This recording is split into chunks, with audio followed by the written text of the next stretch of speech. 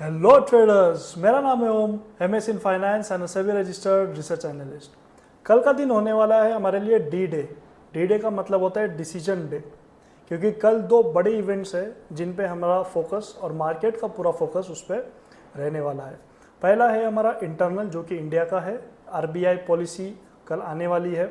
हालांकि last time previous time जैसे ही results अभी आरबीआई के होने वाले हैं, कोई बढ़ाना या फिर घटाना इंटरेस्ट रेट्स में होने वाला नहीं है। तो वो भी एक रीज़न है कि आज के दिन मार्केट्स एंडिंग में एक अच्छा राउंडिंग बॉटम बना के मार्केट्स ऊपर चला गया था। ब्रेकआउट देके हम एक अच्छी बाइंग रैली वहाँ से एक्सपेक्टेड थी, but at the same time markets काफ़ी ज़्यादा वोलेटाइल भी था।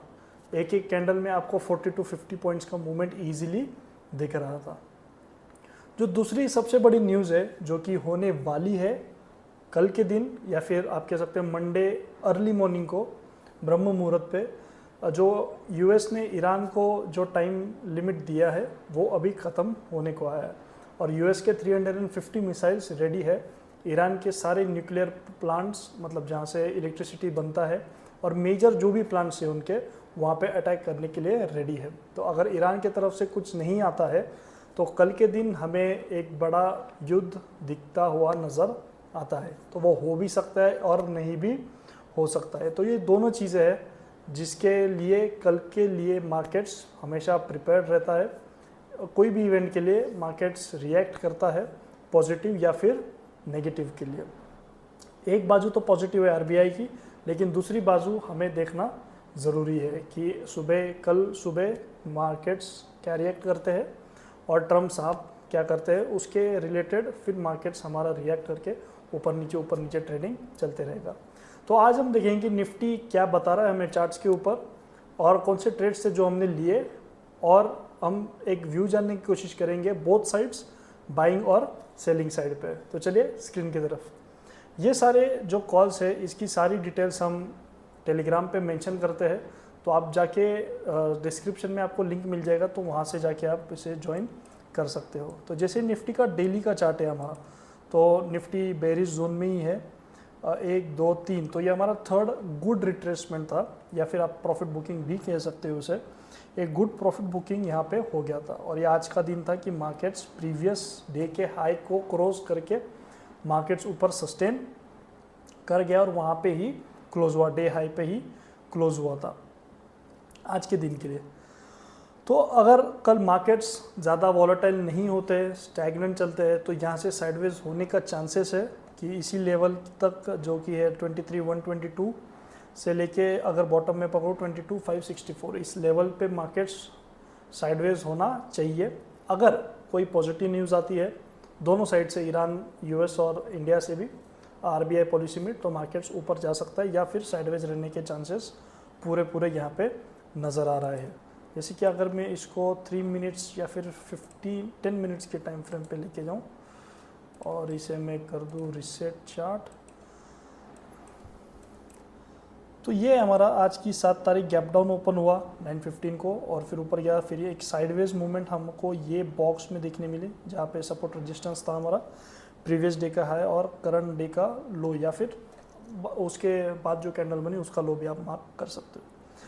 तो ये हमारा हो गया था साइडवेज मार्केट, जहाँ से छोटे मोटे प्रॉफिट बुकिंग हमें मिलना शुरू हुए थे। ये गैप अप हुआ और फिर एंडिंग में हमें एक अच्छी खासी रैली यहाँ से देखने मिली थी। 15 मिनट्स का टाइम फ्रेम है, तो अगर आप 5 मिनट्स में जाओगे तो फिर आपको और थोड़ा सा और माइनर डिटेल्स में चीज़ें पता चलेंगी।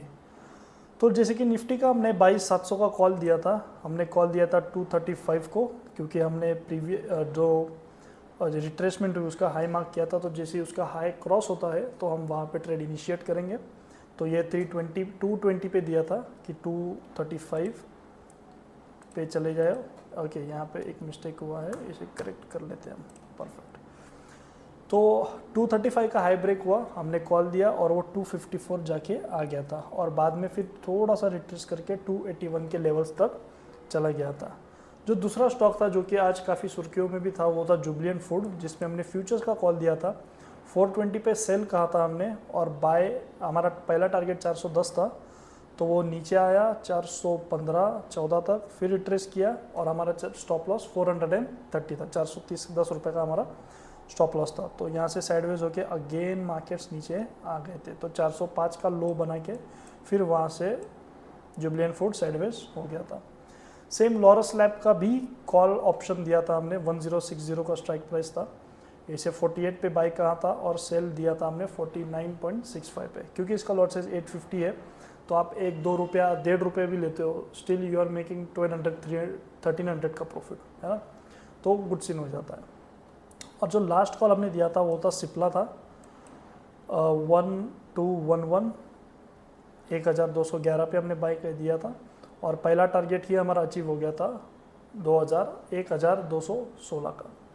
तो आपको जो भी आपका पोर्टफोलियो है, आपको पहले तो उसे बनाना चाहिए, ट्रेडिंग का, स्टॉक्स का या फिर कमोडिटीज़ का आपका एक पोर्टफोलियो हमेशा होना ज़रूरी है। अगर आप इंडेक्स में करते तो इंडेक्स पे आप काम कीजिए, स्ट्राइक प्राइस लगा के रखिए, आपको स्ट्राइक प्राइस का चार्ट भी दिखता है, जैसे हमने निफ्टी का हमारा यहाँ पे 22,700 का लगा था, तो आप उससे भी मार्केट्स को कैप्चर, मूवमेंट को कैप्चर आसानी से कर सकते हो।